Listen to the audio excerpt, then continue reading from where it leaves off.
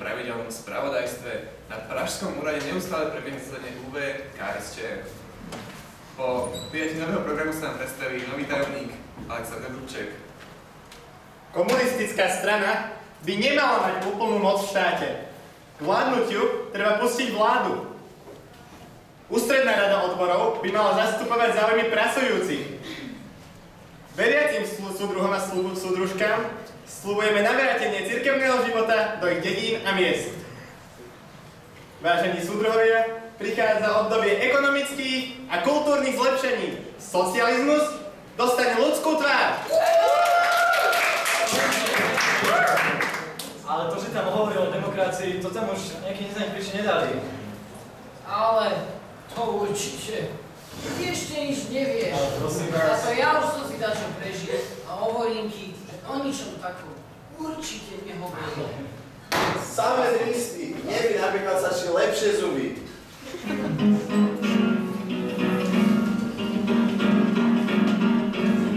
Západy roztřepené a vnitřní zraně, zápěstí roztřesené a se schlédlaně, který mi žmoulá kůrku chleba, sebranou z pultu v závodce, tak teda říkejme mu třeba důchodce. Rukávy u zimníku, odření lesklé, čekává u rychlíků na zbytky ve skle. Zbytливě sbíráme do války, ztracené v místech pro chodce, a pak je střádá do poválky důchodce.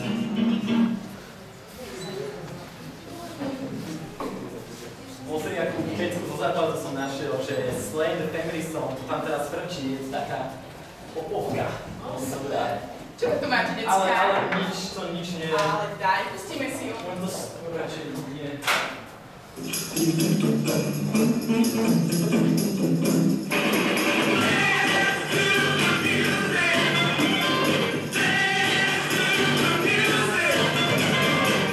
A sa nebojíte, že vám sa niekto bude počuť? Ale prosím vás, však sú tu s nami dobrí ľudia. Kto by ma dal? Nalaďte rýchlo slobodnú Európu. Potrebujeme pravdivé informácie. Ráno 21.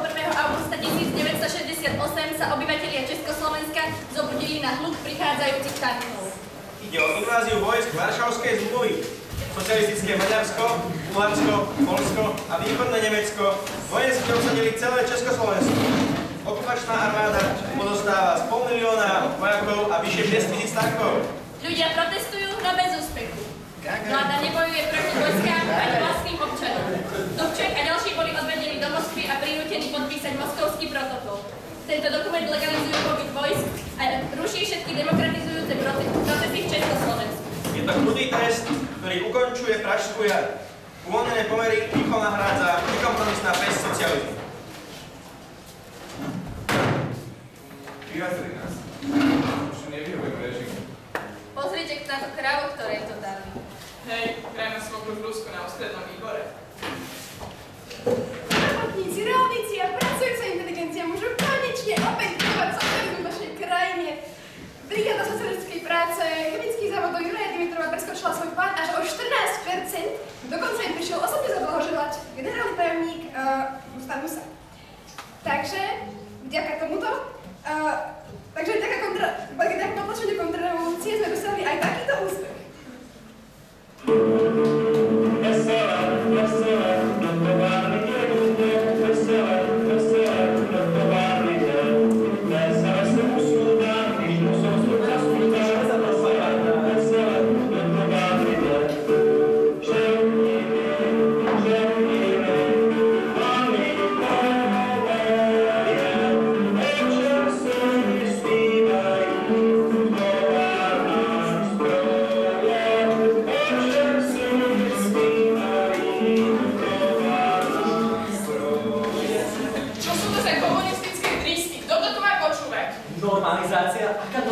Čo je normálne na tom, že nás eštebáci sledujú, ako pijeme kávu a užívame si.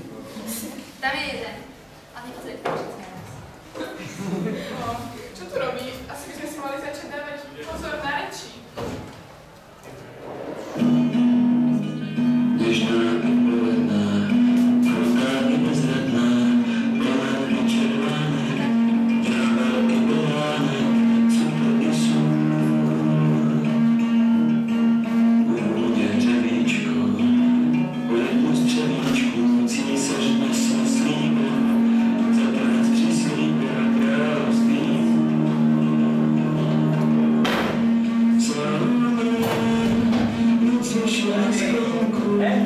zavudce.